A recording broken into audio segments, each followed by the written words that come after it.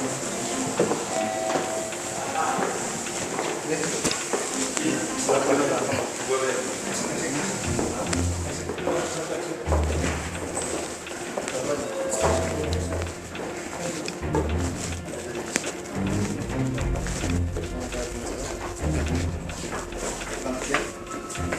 dari kantor imigrasi Jakarta Selatan ingin melakukan pemulasaran warga negara asing. Ada beberapa warga negara asing di sini. Saya memang berkunjung di sini. Ini silakan ya. Imigrasi. Itu sebentar ya Pak. Jumat 27 November 2015. Petugas imigrasi melakukan pengawasan dan penindakan pekerja asing di sebuah perusahaan multinasional yang bergerak di bidang telekomunikasi dan teknologi informasi.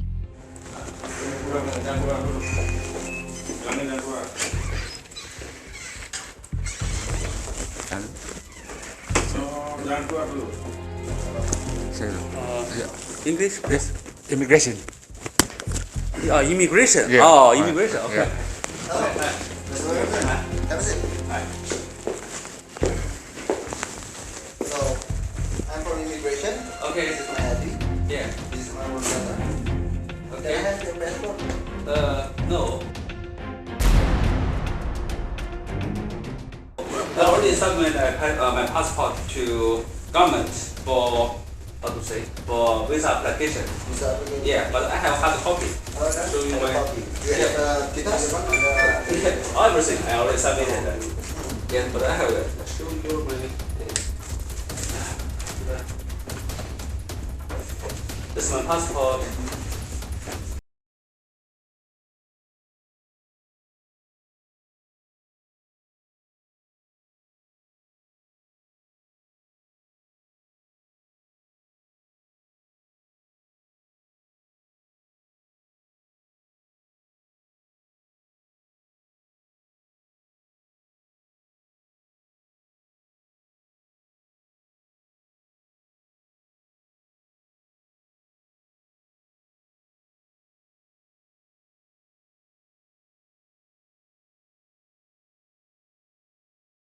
Kita bentuk tim ini dalam 3 kelompok.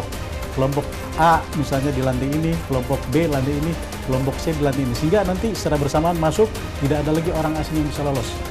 Kalau kita misalnya masuk satu lantai kan tentunya lantai yang lain sudah tahu. Nah, tapi ada lolos. Di situ juga kita harus lakukan membuat suatu strategi khusus untuk menangani suatu kasus.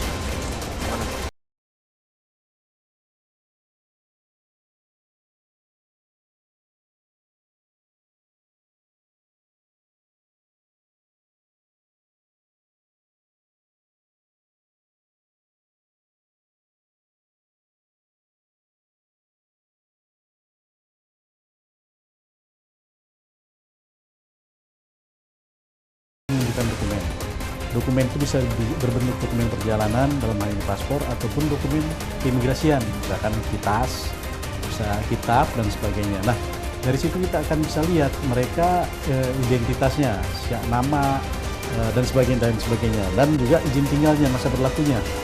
Nah, sehingga dari situ kita akan bisa tahu ada indikasi pelanggaran atau tidak. Nanti setelah itu lebih jauh lagi, kita tentunya akan panggil mereka ke kantor imigrasi ini, akan kita lakukan pendalaman. Karena dalam hal penelusuran atau penyelidikan, kita akan lakukan berbagai upaya untuk melakukan mendapatkan satu bentuk informasi selengkap-lengkapnya, sehingga indikasi itu akan terkuak bahwa memang yang bersangkutan melakukan pelanggaran keimigrasian. Petugas kemudian membawa pekerja asing yang diduga melakukan pelanggaran keimigrasian. Kami menemukan ada 32 warga negara asing di perusahaan tersebut. Nah, rinciannya warga negara asing tersebut terdiri dari 27 warga negara Tiongkok, 2 warga negara India, 1 warga negara Hong Kong SAR, 1 warga negara Filipina, dan 1 warga negara Malaysia. Itu indikasi sementara bahwa mereka melakukan pelanggaran, ada yang memang tidak memiliki dokumen sama sekali, dan juga ada yang memiliki izin tinggal yang tidak sesuai dengan kegiatannya. Artinya bahwa ada izin tinggal yang digunakan untuk kegiatan lain yang tidak sesuai dengan perizinannya. Untuk saat ini belum ada tindakan apapun karena sifatnya baru pemeriksaan. Jadi dugaan ini yang harus kita buktikan. Ada dua pilihan, tinggal kita lakukan proses untuk lakukan projusia, yaitu pengumpulan keterangan saksi-saksi, mengumpulkan alat bukti dan unsur-unsur hukum kita bisa buktikan memenuhi, maka kita bisa lakukan proses projusia. Tapi sekali lagi kalau seandainya tidak bisa kita kumpulkan bukti yang cukup, tidak ada keterangan saksi yang bisa mendukung dan juga unsur-unsur hukumnya tidak memenuhi, maka kita tidak bisa paksakan untuk projusia, tapi kita bisa pilih tindakan berupa tindakan administratif keimigrasian, pendeportasian tadi.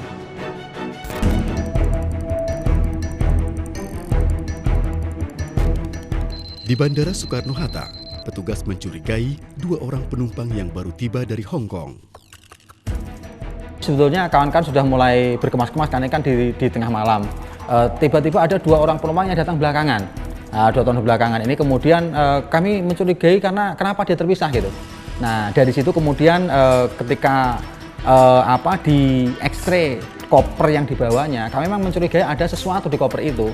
Nah kemudian sesuai dengan model komunikasi kami kemudian kami wawancara singkat yang bersangkutan, dan memang kami dari wawancara ini juga makin yakin bahwa ada sesuatu yang dibawa di kopernya itu. Petugas kemudian membongkar koper milik penumpang ini. Ada 3 malah sekarang di depan Lokasari, samping Spar.